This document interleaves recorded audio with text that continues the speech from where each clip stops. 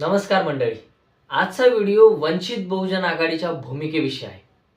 मित्रांनो, वंचित बहुजन आघाडी आणि बाळासाहेब आंबेडकर यांच्यावर अनेक दिवसांपासून वर्षानुवर्ष त्यांच्यावर भाजपाची बी टीम असल्याचा आरोप होतोय. वंचित बहुजन आघाडी ही भाजपाची बी टीम आहे. वंचित बहुजन आघाडीच्या भूमिकेमुळे भाजपाचा फायदा होतो असा विरोधकांकडून प्रत्येक वेळी बाळासाहेब आंबेडकर आणि वंचित बहुजन आघाडीवर आरोप केले जातात. परंतु सध्याची वंचित बहुजन आघाडीची भूमिका बघता ते चित्र वेगळं आहे असं मला वाटतंय.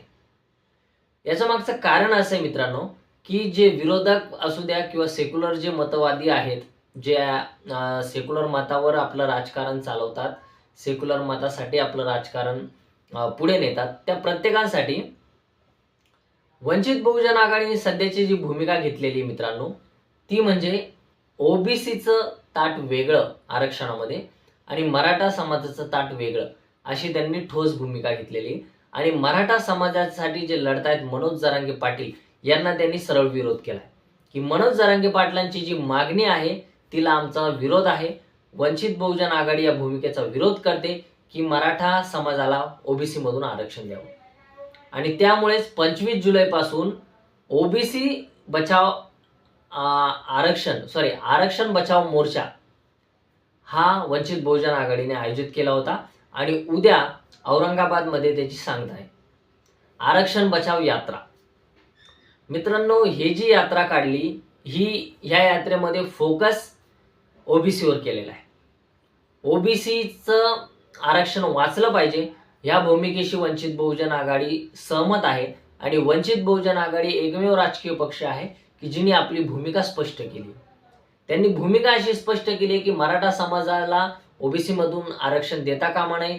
ज्या 50-55 लाख कुणबी नोंदी सापडलेल्या आहेत, त्या कुणबी नोंदी सापडून जे प्रमाणपत्र वाटप केलेले आहेत ते रद्द झाले पाहिजे अशी ठोस भूमिका वंचित बहुजन आघाडी आणि बाळासाहेब आंबेडकरांनी घेतलेली आहे. मित्रांनो, आता मूळ मुद्दा असा आहे की वंचित बहुजन आघाडी भाजपाची बी टीम आहे का?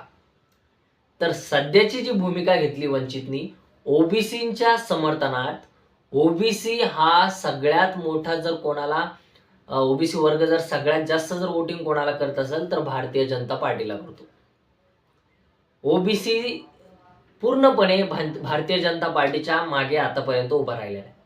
आणि वंचित बहुजन आघाडीने ओबीसीच्या वोटिंगवरच लक्ष घातलंय किंवा ओबीसीवरच आपला मोर्चा वळवलाय. यावरून असं दिसतंय की एससी एसटी सोबतच ओबीसीला देखील आपल्या सोबत जोडायचं आहे. आधीपासूनच ते ओबीसींच्या विषयी अनेक मोर्चे आंदोलन करतायत, ओबीसीसाठी झगडतायत.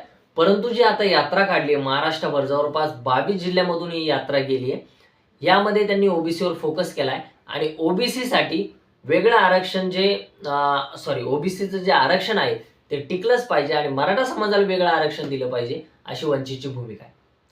मित्रांनो, ह्या सर्व भूमिका बघता जो बीजेपीचा कोर वोटर आहे ओबीसी, तो ओबीसी वोटर आपल्याकडे खेचण्यासाठी तसेच त्यांच्या हक्क अधिकारासाठी ओबीसीसाठी वंचित बहुजन आघाडी लढते. या सगळ्या गोष्टी बघितल्यावर असं दिसतंय की आपण कोणत्या तोंडाने म्हणू शकतो की वंचित बहुजन आघाडी भारतीय जनता पार्टीची बी टीम आहे. जर बी टीमच असती तर जे बीजेपी विरोधी वोट आहेत ते प्रत्येक वोट वंचितने ओढण्याचा प्रयत्न केला असता.